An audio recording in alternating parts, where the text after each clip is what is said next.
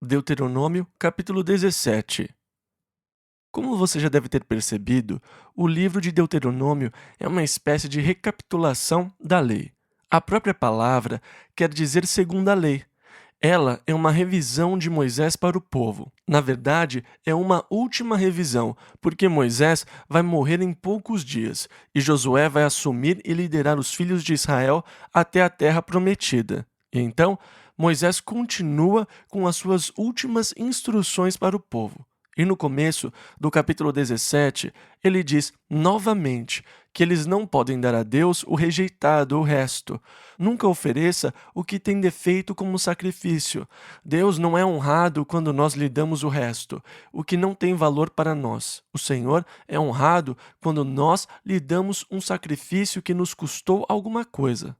Davi quis comprar a eira de Ornã para poder oferecer um sacrifício a Deus, porque tinha sido naquele lugar que o anjo ficou e a praga sobre Israel cessou.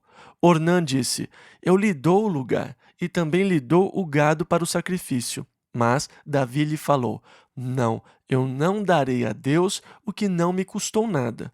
Vocês podem ler essa história lá em 1 Crônicas, capítulo 21, versículos 23 e 24. Agora, Davi foi chamado um homem segundo o coração de Deus. E eu acho que Deus é honrado quando nós lhe damos o que nos custou algo. De outra forma, não seria um presente. Jesus observava as pessoas colocando o dinheiro no tesouro do templo. E quando ele viu a viúva jogando as moedinhas, ele disse: Ela deu mais do que todos os que deram na arca do tesouro.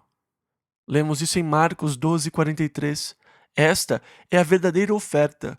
Os outros davam do que lhes sobrava. Ela deu o seu sustento.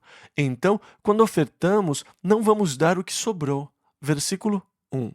Não sacrificarás ao Senhor teu Deus boi ou gado miúdo, em que haja defeito ou alguma coisa má, pois abominação é ao Senhor teu Deus. O povo era muito rigoroso no cumprimento da lei. Deus procurava preservar a nação. Moisés sabia que se algumas coisas fossem permitidas na terra, eles teriam dentro deles a semente da destruição. Quando você estuda a história, você vê que a maioria das nações que uma vez foram grandes não foram conquistadas por forças externas, mas deterioraram por causa da política corrompida dentro da própria nação. As nações, depois de um período de tempo, têm a tendência de se tornarem corruptas. As nações são construídas sobre certos pilares de retidão, justiça, igualdade. Estes são pilares sólidos, mas quando eles começam a se deteriorar, a nação se coloca numa condição perigosa e desmorona rapidamente. Uma das pragas que Deus procurava prevenir era a adoração idólatra. Por isso, Deus estabeleceu uma penalidade para qualquer um que iniciasse adoração por meio de idolatria, a adoração de outros deuses, a adoração de deuses de modo não prescrito, e a penalidade era o apedrejamento. Versículos 2 e 3. Quando alguém fizer mal em Israel, que se for e servir a outros deuses, e se encurvar a eles, ou ao sol, ou à lua, ou a todo o exército do céu, o que eu não ordenei. Agora, você deveria investigar com muito cuidado para ver se a história é verídica e se 2 ou 3 pessoas vão testemunhar contra outra pessoa dizendo a verdade sobre as acusações. Então, ele será apedrejado pela congregação de Israel. Entretanto, a pena de morte não poderia ser invocada se houvesse só uma testemunha contra a pessoa. Agora, se o assunto fosse levado aos juízes e se eles achassem muito difícil decidir o caso, eles deveriam levar o assunto perante o sacerdote. Versículo 9. E virás aos sacerdotes levitas, e inquirirás, e te anunciarão a sentença do juízo. E Deus fala de novo sobre o lugar que ele vai escolher na terra, o lugar onde os homens vão encontrar-se com Deus e adorá-lo. Agora, o versículo 14 é muito interessante, porque antecipa a futura deterioração da terra. Veja, Deus queria que a nação de Israel fosse uma teocracia, isto é, que a nação fosse governada por Deus. Eles teriam a forma de governo mais incomum de qualquer nação do mundo. Enquanto outras nações tiveram monarquias, ditaduras, democracias ou outra forma de governo, Israel seria ímpar, única, porque eles seriam uma teocracia, uma nação governada por Deus, não como o Irã. O Khomeini tentava dar uma aura de aprovação divina ou de governo divino, mas o governo que ele instalou com certeza está muito longe de ser um governo de Deus. Mas Deus sabia que um dia o povo iria insistir para ter um rei, e assim, mesmo que a essa altura não houvesse nenhum rei sobre eles governando de acordo com o ideal divino de Deus, ele sabia que chegaria um dia que o povo não iria mais seguir o plano ideal de Deus para eles como nação e iria insistir para ter um rei. Por isso, Deus inclui na lei algumas regras para o rei, para quando surgisse um rei que governasse sobre eles. Embora fosse levar 400 anos ou mais antes que eles tivessem um rei, Deus já estava antecipando o pedido por um rei e dá as regras para quando houvesse um rei governando sobre eles. E eu acho interessante que Deus, antecipando o futuro pedido por um rei, inclua regras para que este rei possa governar quando eles o tivessem. E o motivo que eles darão para ter um rei foi previsto por Deus. Quando vocês quiserem ter um rei como as outras nações. Quando o povo foi a Samuel, eles disseram: constitui-nos um rei sobre nós, como o tem todas as nações. Eles exigiram ter um rei, e Deus, antecipando esse pedido do povo, disse aqui, versículos 14 e 15: quando entrares na terra que te dá o Senhor teu Deus, e a possuíres, e nela habitares e disseres: porei sobre mim um rei, assim como tem todas as nações que estão em redor de mim, porás certamente sobre ti como rei aquele que escolher o Senhor teu Deus. Dentre teus irmãos porás rei sobre ti, não poderás pôr homem estranho sobre ti, que não seja de teus irmãos. Agora, essas são as regras para o rei. Em primeiro lugar, ele não deveria multiplicar cavalos para si, nem descer ao Egito para comprar cavalos. Em segundo lugar, ele não deveria multiplicar esposas para si, e o motivo era para que o seu coração não se desvie de Deus. Agora, é interessante. Quando Salomão tornou-se rei, ele falhou nas 3 regras. Primeiro, ele multiplicou cavalos para si. Os estábulos de Salomão estão para ser encontrados ainda em Israel. A segunda desobediência. Ele não apenas multiplicou cavalos, mas ele foi ao Egito para comercializá-los. E por último, ele multiplicou esposas para si. Agora, é interessante que Deus tenha dito: você não deve multiplicar esposas para que o seu coração não se desvie, para que elas não afastem o seu coração de mim. Porque, no final, as esposas de Salomão afastaram o seu coração do Senhor, o que foi a sua ruína. Deus antecipou o mal, ele antecipou os resultados do mal, ele advertiu sobre o que aconteceria. Mesmo assim, Salomão não considerou as exortações de Deus e fez exatamente o que Deus disse para não fazer, e aconteceu exatamente o que Deus disse que aconteceria. Em outras palavras, Deus sabe o que ele está falando. Muitas vezes nós achamos que sabemos tudo. Ah, bem, isso não se aplica a mim. Bem, eu posso fazer isso sem consequências. Ah, isso aqui nunca vai me mudar. Ah, as mulheres nunca vão conseguir mudar a minha atitude em relação a Deus. Isso pode se aplicar a outros, mas não a mim. E nós achamos que, de alguma forma, nós podemos ser excluídos das regras ou das leis que Deus estabeleceu. De jeito nenhum. Deus estabeleceu as regras. Ele determinou a punição ou o que iria acontecer se as regras fossem violadas. Você acha que pode sair ileso, mas você não pode. Pode estar certo de que as coisas vão acontecer como Deus declarou, e pode estar certo de que Deus não iria exortar se não houvesse necessidade. Se Deus nos exortou sobre algo, é porque corremos o risco de violar ou fazer essa mesma coisa. Então, Deus exortou os reis. Salomão fez pouco caso das advertências e, como Deus declarou, as coisas aconteceram na vida dele. Agora, na verdade, o rei deveria fazer sua própria cópia da lei, e ele a deveria ler diariamente. Agora, como seria maravilhoso se nós tivéssemos um presidente que escrevesse sua própria cópia da palavra de Deus. Porque ao escrevê-la, você está em contato com ela o tempo todo, além de ter que lê-la todos os dias. Quando Moisés entregou o posto a Josué, ele lhe deu a lei e disse: Agora reflita na lei com muita atenção. Medite nela, porque então farás prosperar o teu caminho e serás bem-sucedido. Davi falou do prazer que ele tinha na lei do Senhor, sobre a qual ele meditava dia e noite. Ele foi um homem segundo o coração de Deus, por causa do respeito que ele deu à palavra de Deus como rei. Davi foi o tipo de rei que Deus quis. Deus queria um rei pastor. Deus sempre quis que pastores governassem. Ele quer que todos os governantes tenham o coração de um pastor.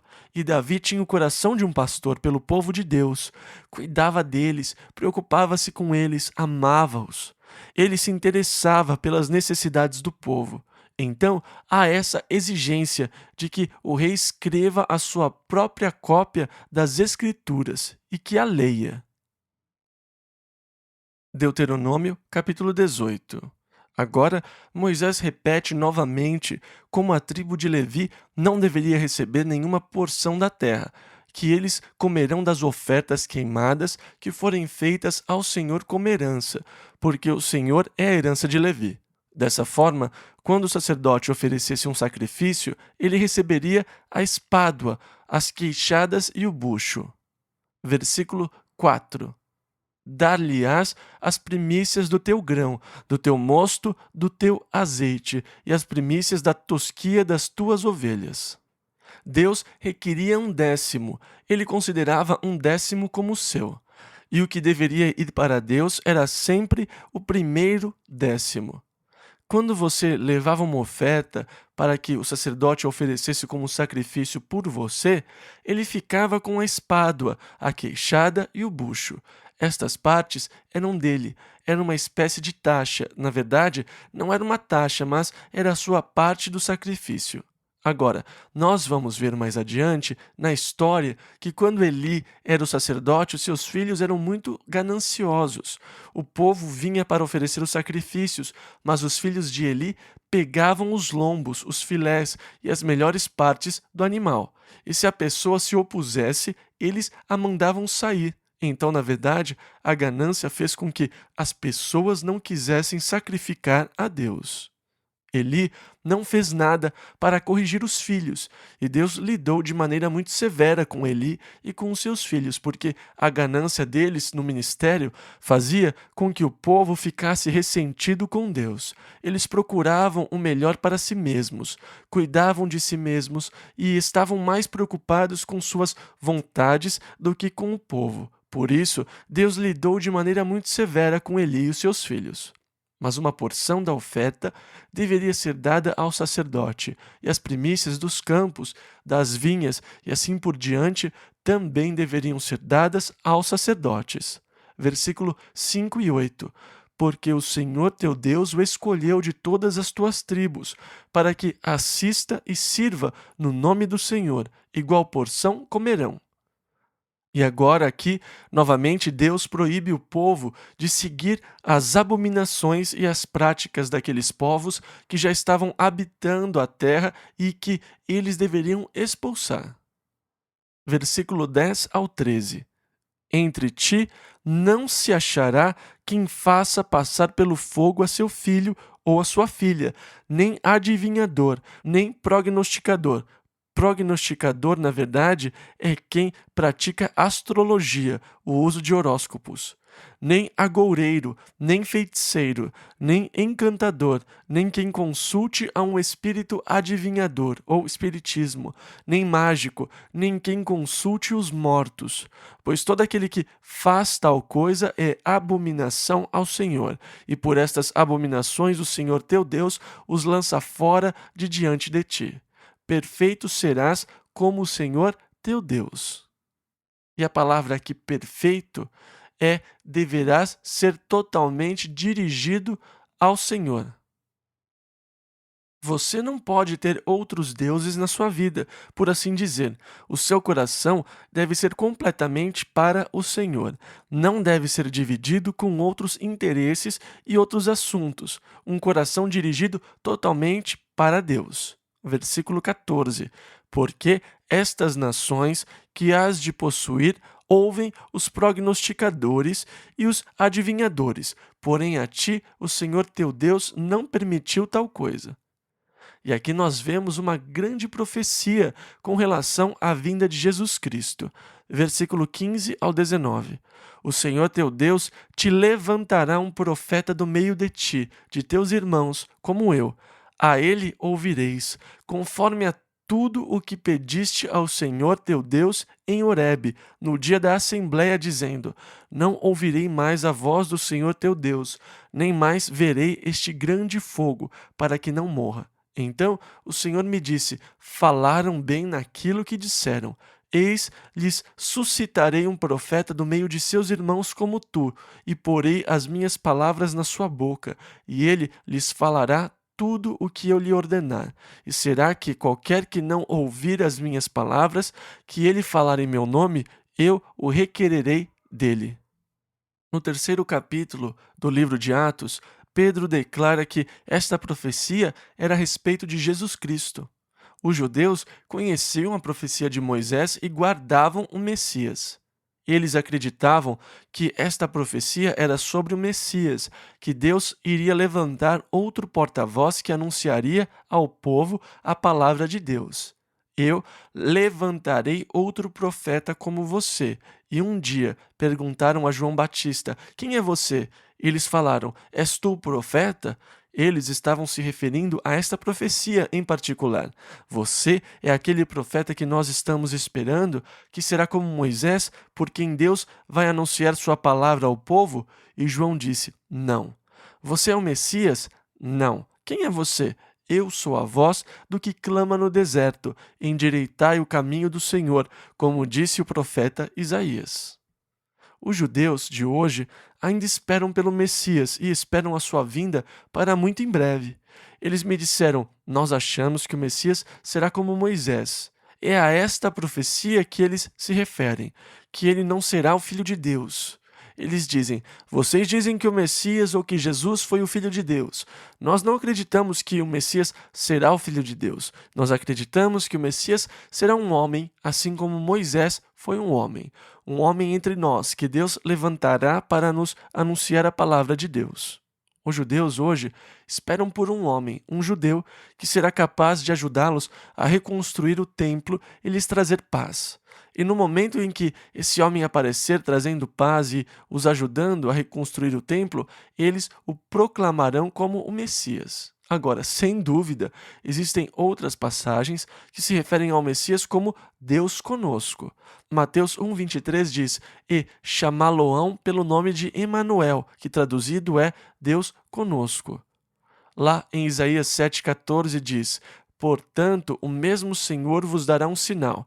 Eis que a Virgem conceberá e dará à luz um filho, e chamará o seu nome Emanuel. Mas os judeus não estão aguardando o Filho de Deus, eles aguardam um homem. Agora, este homem virá, e muito em breve, e ele virá da Europa Ocidental. Ele vai fazer uma aliança com a nação de Israel, por meio da qual ele vai ajudá-los a reconstruir o templo, e os judeus o aclamarão como sendo o Messias. Estes eventos estão muito próximos de acontecer. É triste, mas Israel vai confessar que esse falso líder é seu Messias. E Jesus disse: Eu vim em nome de meu Pai, e não me aceitais se outro vier em seu próprio nome. A esse aceitareis.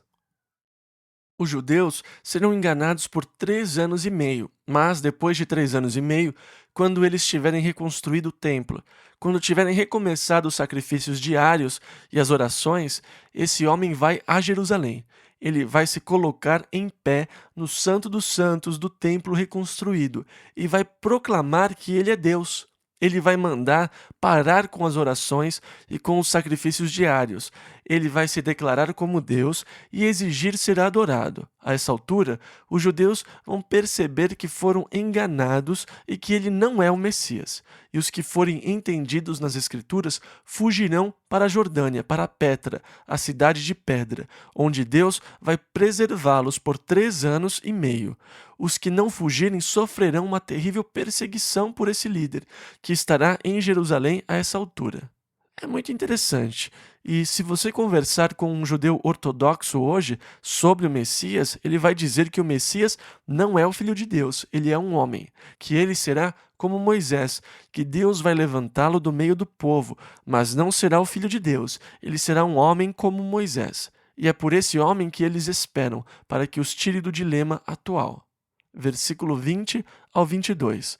E agora Deus declara: se o profeta que tiver a presunção de falar alguma palavra em meu nome, que eu não tenha lhe mandado falar, ou o que falar em nome de outros deuses, esse profeta morrerá. E se disseres no teu coração: como conhecerei a palavra que o Senhor não falou? Muito fácil. Quando o profeta falar em nome do Senhor e essa palavra não se cumprir, esta é a palavra que o Senhor não falou. É muito fácil ver quem é um falso profeta. A regra é ver se o que ele diz vai acontecer. Se não acontecer, você o distingue como falso profeta. Algumas pessoas são tão crédulas que, embora as testemunhas de Jeová tenham profetizado umas 3 ou 4 vezes diferentes que o Senhor viria e que ele não tenha vindo em nenhuma dessas datas, eles não têm capacidade para perceber que os líderes de Nova York são falsos profetas. Agora, eu tenho compaixão daquelas pessoas que vão de porta em porta. Elas são muito sinceras. Eu gostaria que muitos cristãos fossem tão dedicados como eles. Eles são sinceros na sua dedicação a Deus, mas eles têm sido enganados pelos líderes de Nova York. E eu não posso fazer nada, somente crer que é engano intencional da parte dos líderes em Nova York, porque as traduções incorretas das Escrituras não podem ser por acaso. As traduções incorretas são intencionais e eles as usam para enganar as pessoas. Por isso, eu tenho muita compaixão por aqueles que vão de porta em porta, porque eles foram enganados. Que eles possam ver a verdade que está em Cristo Jesus, que eles possam conhecer a graça de Deus e o amor de Deus por Jesus Cristo, nosso Senhor, que possam vir a confiar em Jesus ao invés de confiar nas suas obras de justiça que dizem fazer para Jeová para que sejam salvos. E Pedro nos dá outro sinal do falso profeta. Em 2 Pedro, capítulo 2, ele adverte quanto aos falsos profetas, dizendo: por avareza farão de vós negócio com palavras fingidas. Então, quando alguém procurar fazer negócio de vocês, quando procurarem fazer você contribuir sob pressão, usando truques, quando usar farsas para conseguir dinheiro, ele é um falso profeta. Eles usam computadores para escrever suas cartas de forma a aparentar que as cartas escritas foram pessoalmente para você, com afirmações do tipo: eu tenho pensado em você ultimamente, gostaria de saber como você está. E estas são palavras fingidas com o propósito de fazer negócio de vocês. E eu não tenho receio em dizer que eles são falsos profetas de acordo com a palavra de Deus. E você pode dizer: mas eles têm feito muitas coisas boas. Digamos então que eu tenho uma nota de $20 falsa, e alguém chega e me diz: Chuck, a minha família precisa de ajuda. Eu perdi o meu emprego, não temos dinheiro, meus filhos estão famintos. E eu lhe dou a nota falsa de $20, sem saber que é falsa. Então ele vai até o mercado e usa a nota de $20 para comprar leite, pão para alimentar os seus filhos. E o dono do mercado, que recebeu a nota de $20 pela mercadoria, vai até a companhia elétrica para pagar a sua conta de luz. A companhia elétrica lhe dá a nota de $20 de troco quando você paga a sua conta. E você, por sua vez, usa a mesma nota de $20 e compra uma blusa nova de lã. E o dono da loja de roupas usa a nota para pagar a sua conta de gás. A companhia de gás vai ao banco para depositar a nota de $20 e o caixa diz: eu sinto muito, eu não posso aceitar essa nota de $20 porque ela é falsa. Espere um pouco. Esta nota fez muita coisa boa. Ela alimentou o pobre, pagou as contas de luz e de gás e comprou uma blusa de lã nova. Veja quantas coisas boas ela já fez. E o que você quer dizer com não posso aceitar porque é falsa? Bem, ela é falsa. O argumento de que ela fez muitas coisas boas não é um argumento válido, mas este argumento é muito usado para defender falsos profetas e até falsas religiões. Olha, mas veja quantas coisas boas eles têm feito. Mas eles são falsos. Quando chegar a hora do derradeiro depósito, não vão conseguir passar. Por isso, Deus adverte contra os falsos profetas. Bem, na verdade, Deus não gosta quando alguém chega e diz: Assim diz o Senhor, e fala o que está no seu próprio coração, e não a palavra de Deus. Eu não sei, eu acho que os dias das cartas computadorizadas foram uma grande maldição para a igreja. Eu recebo muitas cartas computadorizadas. Alguém deve ter me colocado na listagem deles. Eu não sei quem foi, mas colocaram meu nome no meio, e esses sujeitos compram listagens um do outro. E se eles têm uma listagem que consegue uma certa porcentagem de retorno, eles vendem o seu nome. Se você mandar um cheque, então o seu nome é vendido por um alto preço aos outros. Eu recebi uma carta outro dia de alguém chamado Popov. E ele colocou uma profecia pessoal na carta. Assim diz o Senhor, eu tenho me agradado contigo e vou abençoá-lo. E ele diz que eu devo compartilhar da bênção e coisas assim. Eu lhe respondi dizendo na carta, assim diz o Senhor, eu sou contra os falsos profetas que profetizam em meu nome dizendo, assim diz o Senhor, quando eu não disse nada. E eu sabia que o Senhor estava dizendo isso, porque eu estava citando a palavra de Deus. Sem dúvida, o meu nome vai ser retirado da sua listagem o mais rápido possível. Mas há muitos exploradores que saem por aí disfarçados de profetas de Deus. E, como eu disse, Deus não gosta que falem por ele quando ele não disse nada. E os falsos profetas naqueles dias eram condenados à morte. Deuteronômio, capítulo 19. Agora, aqui no capítulo 19, Moisés fala novamente sobre as cidades de refúgio. Eles devem estabelecer 3 delas quando chegarem à terra. 3 já tinham sido estabelecidas no outro lado do Jordão. Mas, quando eles chegassem à terra, Deus nomearia mais 3 cidades como cidades de refúgio. E, recapitulando, a ideia era que se você matasse alguém acidentalmente, se você e o seu amigo estivessem cortando madeira e a cunha do seu machado se soltasse e atingisse seu amigo na cabeça e ele morresse, o vingador de sangue ficaria furioso porque você matou o irmão dele e iria persegui-lo. Então, você poderia fugir para a cidade de refúgio. E lá, você estaria a salvo do vingador de sangue. Ele não poderia entrar na cidade para matá-lo. Entretanto, as cidades de refúgio jamais deveria refugiar assassinos de primeiro grau. Deus dá alguns mandamentos no versículo 9 do capítulo 19. Versículo 9 aqui. Quando guardares todos estes mandamentos que hoje te ordeno para cumpri-los, amando ao Senhor teu Deus e andando nos seus caminhos todos os dias. Então acrescentarás outras 3 cidades além destas 3. Em outras palavras, nomearei outras 3 cidades quando você chegar à terra. E o mandamento é amar ao Senhor e andar sempre nos seus caminhos. Eles não deveriam tocar nos marcos das terras do seu próximo. Agora, naqueles dias, eles usavam pequenos montes de pedra para delimitar os terrenos. Quando você viaja pela terra de Israel hoje, você ainda vê os montes de pedra nos campos, que são usados para demarcar a terra. No território judeu, eles não usam mais isso, mas no território árabe, no West Bank, na terra de Israel, você vê os montes de pedra nos campos, usados para demarcação. Agora, você não pode ir lá à noite e mover as pedras cerca de 3 metros para lá. Você não pode mudar os marcos de seu próximo de lugar. Este era um crime visto com grande desaprovação. Agora, se alguém desse falso testemunho contra seu próximo, e se ficasse provado que ele tinha cometido perjúrio no seu falso testemunho, sua sentença seria equivalente ao crime que ele tivesse tentado impor ao seu próximo. Em outras palavras, se você mentisse e dissesse: "Eu vi este homem roubar aquela vaca", e se ficasse provado que você mentiu, que você não o viu, que você estava tentando incriminá-lo, você receberia a sentença de ladrão de vacas. Qualquer acusação feita contra o próximo para incriminá-lo recairia sobre você. E se você estivesse tentando incriminá-lo como assassino, você seria condenado à morte. Então, a acusação usada para tentar incriminar o seu próximo seria colocada sobre você. Deus queria que o povo tivesse um medo saudável da mentira, de dar falso testemunho ou perjúrio.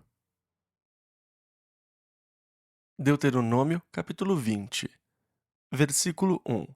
Quando saíres a peleja contra teus inimigos, e vires cavalos e carros, e povo maior em número do que tu, deles não terás temor, pois o Senhor teu Deus, que te tirou da terra do Egito, está contigo. Agora, lembre-se de que eles tinham sido escravos e que eles tinham medo, medo de guerra. Eles não eram treinados para o combate, e naqueles dias os filhos de Israel não tinham cavalos para a batalha, nem tinham carruagens. Ter carruagens era como ter tanques contra a infantaria na guerra moderna. E quando eles vissem as carruagens, os cavalos galopando e puxando as carruagens em direção a eles, eles sentiriam medo nos seus corações. E o Senhor disse: "Não tenham medo quando vocês virem isso, porque eu vou estar com vocês." E Davi falou lá no Salmo 23, versículo 4: "Ainda que eu andasse pelo vale da sombra da morte, não temeria mal algum, porque tu estás comigo." Sabe, a consciência da presença de Deus é uma das melhores coisas do mundo para espantar o medo. É glorioso saber que Deus está comigo nas situações assustadoras que eu venha enfrentar. Quando eu esqueço que Deus está comigo, é quando eu fico assustado. Mas quando você enfrenta uma situação difícil, é sempre um conforto pensar: "Ah, Deus está conosco." Porque se Deus é por nós, quem será contra nós? E eles deveriam dizer aos homens que estivessem se preparando para a guerra. Versículo 3 ao 5. Ouvi, ó Israel, não se amoleça o vosso coração, não temais nem tremais, nem vos aterrorizeis diante deles. Pois o Senhor vosso Deus é o que vai convosco a pelejar contra os vossos inimigos, para salvar-vos. Então os oficiais falarão ao povo, dizendo: "Qual é o homem que edificou casa nova e ainda não a consagrou? Vá e torne-se a sua casa." Ele não teria que lutar, porque se fosse morto em batalha, ele teria feito uma casa e outra pessoa moraria nela. Ele nunca teria tido a chance de morar na sua casa, então ele estava dispensado da batalha. Versículo 6. E qual é o homem que plantou uma vinha e ainda não a desfrutou? Vá e torne-se a sua casa. Porque não seria justo se você tivesse tido todo o trabalho de plantar a sua vinha, mas ser morto em batalha e nunca poder comer do fruto da sua vinha. Então, este também estão dispensados. Versículo 7. E qual é o homem que está desposado com alguma mulher e ainda não a recebeu? Vá e torne-se a sua casa. E aqueles que estavam noivos estavam dispensados da batalha e poderiam ir para casa. Versículo 8. E, finalmente, qual é o homem medroso e de coração tímido? Vá e torne-se a sua casa. Então, a esta altura, os que ficam formam um belo grupo de lutadores. Estes não tinham medo e estavam prontos para lutar. Eles não tinham, digamos, distrações como uma namorada, não estavam noivos com a expectativa do casamento, coisas assim. Os homens que ficaram eram os que estavam prontos para lutar. Agora, a ideia, e esta era uma boa ideia, de mandar para casa os que estavam com medo, e que por medo eles poderiam entrar em pânico no meio da batalha e sair correndo, e isso tem um efeito contagiante. Por isso, os que estavam com medo eram mandados para casa. Eles não queriam ninguém que estivesse a ponto de entrar em pânico no meio da batalha para não criar pânico nos outros soldados. Então, esta foi uma decisão muito sábia. No final, você fica com os melhores soldados. Quando você chegar a uma cidade para tomá-la, em primeiro lugar você deve proclamar paz sobre a cidade. Se eles abrirem os portões e se entregarem, ótimo, tomem a cidade. Mas se eles abrirem fogo contra vocês, entrem e matem todos os homens e deixem as mulheres e as crianças vivas. Vocês podem ficar com eles como servos. Depois vocês podem tomar o gado e o espólio. Versículo 15 e 17. Assim farás a todas as cidades que estiverem muito longe de ti. Porém, das cidades destas nações, destruí-las-ás totalmente, aos heteus e aos amorreus, e aos cananeus, e aos perizeus, e aos heveus, e aos jebuseus, como te ordenou o Senhor teu Deus. Você não deve fazer tratados de paz, você deve destruí-los completamente. Versículos 18 e 19. Para que não vos ensinem a fazer conforme a todas as suas abominações que fizeram a seus deuses, e pequeis contra o Senhor vosso Deus. Quando sitiares uma cidade por muitos dias, pelejando contra ela para a tomar, não destruirás o seu arvoredo. Agora, o propósito da erradicação total dessas nações era para acabar com as práticas lascivas destes povos, para que eles não fossem contaminados. Agora, o povo não obedeceu o Senhor nisto. Eles salvaram algumas cidades e foram contaminados, e no final foram expulsos da terra por causa das abominações que eles praticavam. Eles faziam segundo os povos das nações que eles deveriam ter destruído. E novamente, você tem que ver do ponto de vista de Deus para poder entender. Muitas pessoas têm dificuldade quando Deus ordena a destruição total de uma cidade ou de um povo. As pessoas têm dificuldade em entender o mandamento de Deus para a destruição total de tudo e de todos. O motivo por que Deus ordenou isso foram as horríveis e vis práticas do povo. Não seria apropriado relatar aqui e agora algumas práticas comuns daqueles povos por serem muito fortes, especialmente o que faziam na adoração dos seus deuses. Eles eram tão maus que não tinham mais remédio. Eles iriam acabar se auto-erradicando por causa das suas próprias práticas incestuosas, de bestialidade e de tudo mais que praticavam. Eles iriam se tornar um bando de idiotas e teriam destruído a si mesmos. Por isso, Deus ordena a sua destruição, porque vivos eles iriam poluir o seu povo e levar as suas práticas destrutivas para os filhos de Israel. Seria como se você fosse um guarda numa escola, vigiando o jardim da infância. Eles estão lá brincando no playground e você observa um cachorrinho subindo a rua, correndo com espuma saindo pela boca, latindo e mordendo tudo. Imediatamente você reconhece os sintomas e as atitudes do cachorro. Você sabe que ele tem raiva. Agora, você seria inocentado se matasse o cachorro raivoso antes que ele chegasse à área da escola. Agora, você seria inocentado se matasse o cachorro raivoso antes que ele chegasse à área da escola? Ou você se sentaria e diria: Ah, veja só o cachorrinho, eu acho que ele tem raiva. Veja, ele está mordendo todas as crianças. Ah, mas isso não é bonito. Cachorrinhos não deveriam morder crianças assim. Você estaria demitido na hora. O cachorro tem raiva, ele vai morrer. Ele não consegue viver se estiver raivoso. Ele está condenado. Mas, se você não proteger as crianças, muitas crianças inocentes também vão morrer porque elas estarão infectadas pelo cão. Portanto, você seria inocentado se matasse o cão. Na verdade, você seria culpado se não matasse o cachorro raivoso.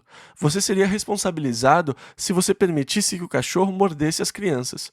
Você seria responsabilizado pela morte das crianças. Portanto, por amor às crianças inocentes, a sua obrigação é matar o cão para que ele não contamine as crianças. Agora, esses povos eram como cães raivosos, porque as suas práticas eram autodestrutivas. Eles estavam se destruindo e teriam se destruído. Ainda por cima, devido à sua natureza, as práticas eram contagiosas, e se o povo de Deus chegasse a ver tais práticas vis e abomináveis, corria o risco de acabar cometendo as mesmas práticas, infectando-se com um pecado mortal, pelo qual Deus teria que julgá-los e erradicar os seus próprios filhos. E assim Deus procurou proteger os seus filhos inocentes das práticas destrutivas daqueles povos, ordenando o seu extermínio. Quando as nações não estavam tão profundamente envolvidas nessa adoração, Deus não mandou esse tipo de erradicação. Foi apenas entre os povos onde havia essas práticas horríveis, mas, e assim Deus estava protegendo os seus filhos inocentes, tentando impedi-los de serem infectados pelas práticas mortais das nações que habitavam a terra. E depois, Deus lhes diz que, quando sitiarem uma cidade, eles não deveriam cortar as árvores frutíferas para usar como amurada ou barreira contra a cidade. Cortem apenas as árvores que não sejam frutíferas para construir suas proteções. Cortem os eucaliptos, carvalhos, árvores desse tipo, mas não cortem as oliveiras, o damasqueiro, nenhuma árvore que dê fruto, porque elas lhes serão alimento no futuro.